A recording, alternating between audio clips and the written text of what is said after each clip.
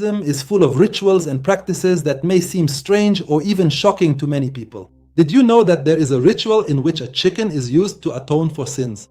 Or that delicious bechamel pasta or tasty seafood soup are completely forbidden foods in Judaism? In this video, I will share with you 10 strange and fascinating facts about Judaism. Some of these details may really surprise you, especially the 10th point. So be sure to watch the video until the very end.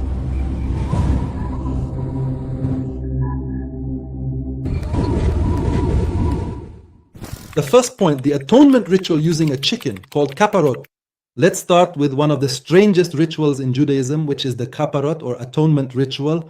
This is a ritual performed by many Jews on Yom Kippur, the Day of Atonement, where the Jew holds a live chicken and swings it over his head 3 times. And while swinging the bird, the person recites a Hebrew phrase, "This is my exchange, this is my substitute, this is my atonement. This chicken will go to its death and I will go to a good long life and peace." Pasesi, meaning this is instead of me. This is on my behalf. This is my atonement.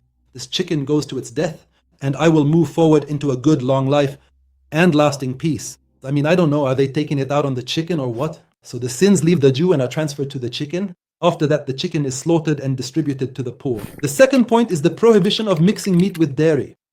One of the well-known dietary laws in Judaism is the prohibition of mixing meat with milk, whether in cooking, eating, or even storage. This means that dishes like cheeseburgers or pasta with bechamel sauce are considered contrary to Jewish law, and not only that, but even the kitchen utensils used for meat are kept separate from those used for dairy and its products, to make sure that there is no mixing between the two at all. In other words, a pot that is used for meat must never be used for milk or its derivatives. And because of how strictly this is forbidden, if a Jew eats meat, they must wait several hours before consuming any dairy products. The third point is the prohibition of working on the Sabbath. The Sabbath, known as Shabbat, is considered a sacred day of rest in Judaism. On this day, any kind of work is strictly forbidden, such as farming, cooking, writing, building, lighting a fire, or moving things from one place to another.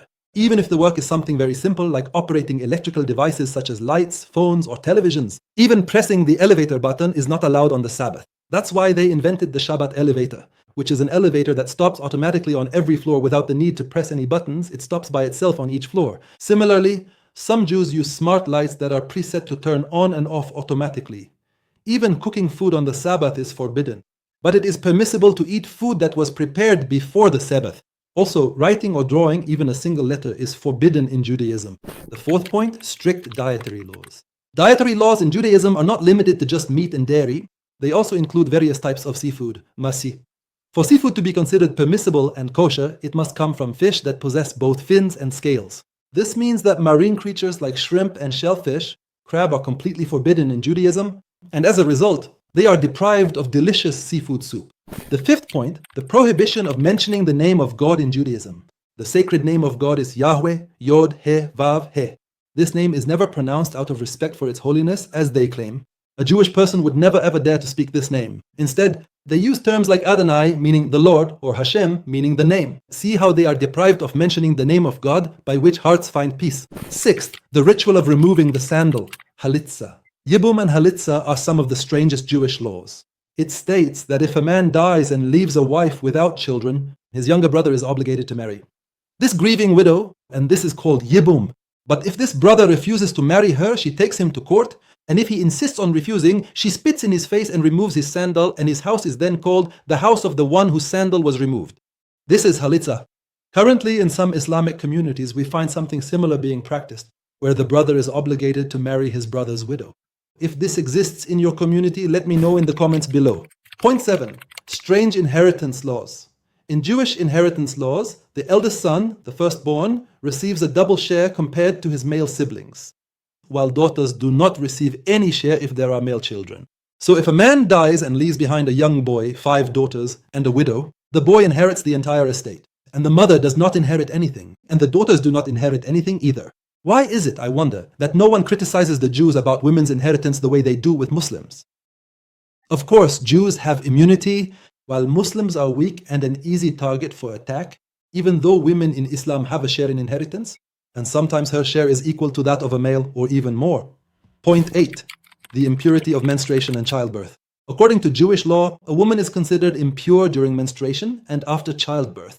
The period of purification lasts up to 40 days if the newborn is a boy, while this period doubles to 80 days if the newborn is a girl. During this period, certain restrictions are imposed regarding physical contact between the spouses.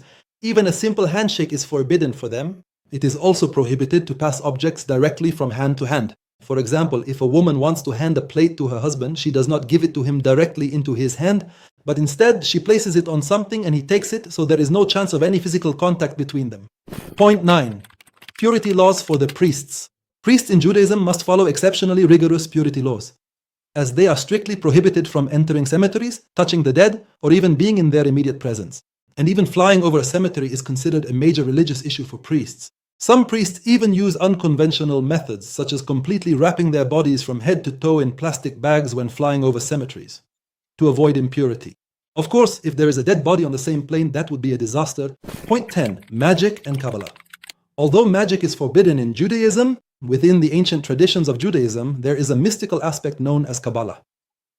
It is widely believed that great and learned rabbis, by carefully using the sacred names of God, can actually create a living creature from simple clay. This creature is called a golem. Then they write the name of God or the word emet, meaning truth, on its forehead to bring it to life and grant it supernatural powers. Then if you want to destroy it and return it to clay as it was, you have to remove the letter aleph from the word emet on its forehead, so the word becomes met, which means dead.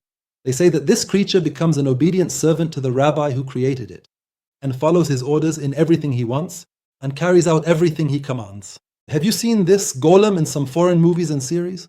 Let me know in the comments. The main purpose of mentioning these points is not to criticize them, because some of them may be true, and some, of course, are myths. When we see them, we thank Allah Almighty for the blessing of Islam, and we recognize Allah's favor upon us, as He, glory be to Him, made things easier for us and removed the burdens He had placed on the children of Israel because of the hardness of their hearts and their stubbornness. Those who follow the messenger, the unlettered prophet, whom they find written about in the Torah and the Gospel with them, He commands them to do what is right and forbids them from what is wrong. He makes good things lawful for them and forbids them from what is impure.